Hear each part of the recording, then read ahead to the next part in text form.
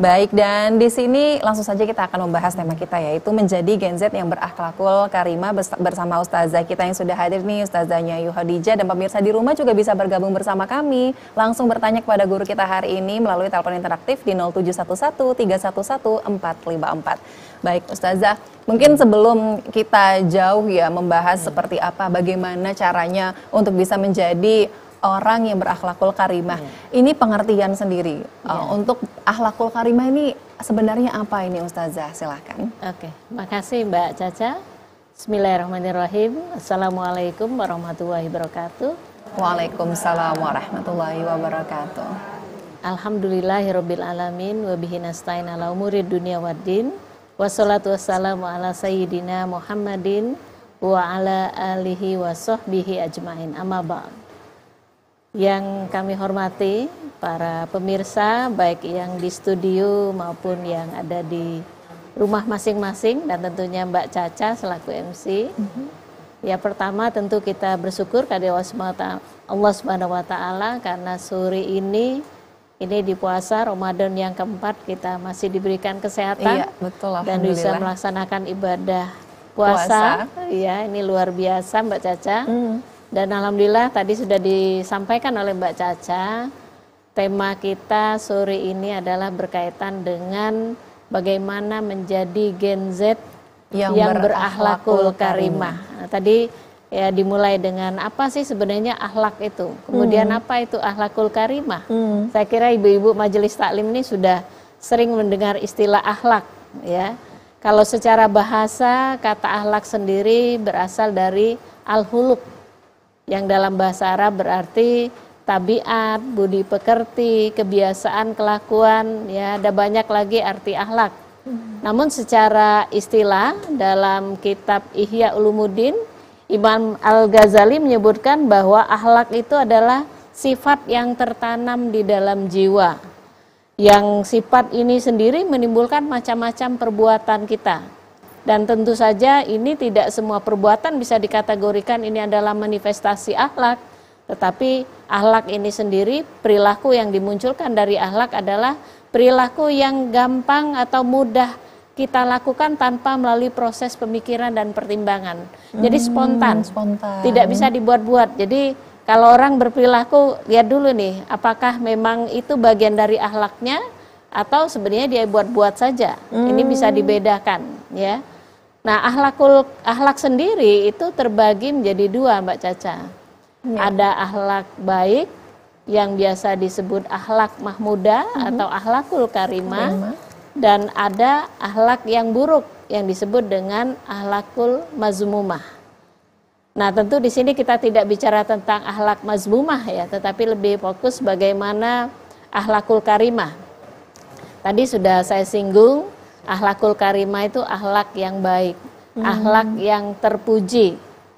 Tentunya akhlak yang terpuji ini akhlak yang sesuai dengan tuntunan ajaran Islam, yang sumbernya dari Al-Quran dan As-Sunnah. Jadi dua sumber itu. Jadi tidak semua kategori perilaku itu bisa dikatakan perilaku akhlakul karimah kalau dia tidak bersumber dari Al-Quran dan As-Sunnah. Akhlak ini bisa akhlak kepada diri kita sendiri. Contohnya menuntut ilmu. Menuntut ilmu itu bagian dari bentuk akhlak kita kepada diri kita sendiri.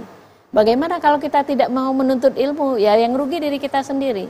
Nah, ini penting sekali memiliki akhlak terhadap diri kita sendiri yang disebut dengan akhlak menuntut ilmu. Kemudian bekerja keras dan lain sebagainya. Ada juga akhlak kepada Allah Subhanahu wa taala. Jadi kepada Allah bukan hanya kita berkewajiban menyembah, tetapi juga kita harus berakhlak kepada Allah. Bagaimana bentuk berakhlakul karimah kepada Allah? Pertama tentu kita beriman kepada Allah dan juga semua aspek-aspek rukun iman selain beriman kepada Allah, beriman kepada malaikat, kepada kitab dan seterusnya. Juga yang lain misalnya kita sabar, kita ikhlas, kita tawakal kepada Allah saja, tidak tawakal kepada yang lain, meminta pertolongan hanya kepada Allah, itu bagian dari akhlak kepada Allah. Juga husnuzon itu penting juga. Berhusnuzon sebelum husnuzon kepada orang lain, husnuzon kepada Allah itu juga penting ibu-ibu. Kemudian akhlak kepada sesama manusia. Ini juga penting Mbak Caca. Kalau kita bicara Gen Z, berbakti kepada kedua orang tua, itu bagian dari akhlakul karimah. Membantu orang tua di rumah, juga bentuk sopan santun kita. Kemudian berkata jujur, menepati janji, amanah, itu bagian dari akhlak kita kepada sesama manusia. Ada juga akhlak kita kepada makhluk selain manusia. Selain manusia ada tumbuhan, ada hewan. Bagaimana kita berakhlak kepada makhluk selain manusia? Tentu kita tidak mengganggu, tidak merusak lingkungan, tidak merusak alam. Itu bagian dari akhlakul karimah. Jadi akhlak ini sendiri luas sekali Mbak Caca. Luas sekali dan untuk akhlak ini baik ke diri kita sendiri, kepada Allah Subhanahu wa taala, ke sesama manusia dan juga ke makhluk selain manusia. Ini juga bagaimana kita harus berakhlak gitu ya Ustazah ya.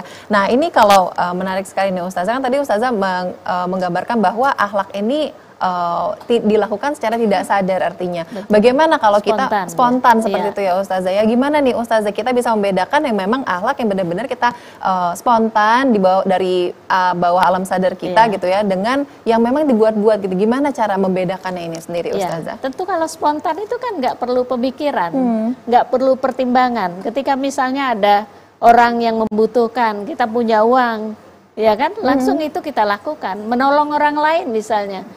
Ya, ketika ada misalnya orang yang jatuh di hadapan kita, kalau spontan kan langsung kita nggak mikir lagi, langsung nolong gitu. Ada orang kecelakaan di jalan, jangan mikir, oh nanti saya diperiksa polisi dan sebagainya. Kalau itu sudah menjadi akhlak, otomatis saja kita spontan saja membantu. Tapi kalau kita masih mikir panjang, itu berarti kita tidak termasuk orang yang suka penolong, dan itu bukan termasuk akhlak karena tidak muncul dari dalam. Misalnya agak lama, mikir dulu, baru dilakukan. Itu ya Ustazah ya. Jadi artinya sesimpel kita mau membantu orang saja itu termasuk juga akhlak kita ya Ustazah ya. Apakah kita mau spontan langsung membantu ataukah kita tadi mikir-mikir dulu ya, mikir kejauhan lagi kan ya Ustazah ya. Itu yang perlu dipertimbangkan lagi. Nanti kita akan bahas juga nih Ustazah ya, sebenarnya ciri-ciri orang yang berakhlakul karimah itu seperti apa. Tapi di segmen selanjutnya pemirsa tetaplah bersama kami di Hikmah Ramadan, Ramadan Mahligai Iman.